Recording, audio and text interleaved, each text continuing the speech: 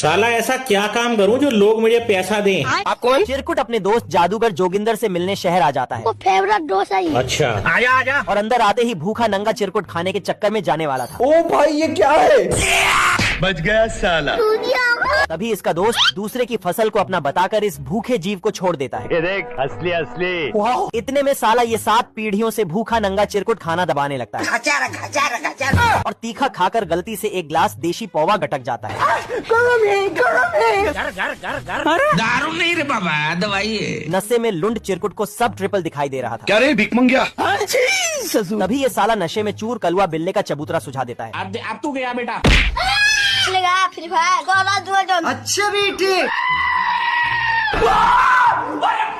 ये देख कलवा इसे छिलने के लिए दौड़ा लेता है। तभी ये नशेड़ी लुढ़कते हुए शहर छोड़कर वापस गांव भाग आता है। अरे बचा ले।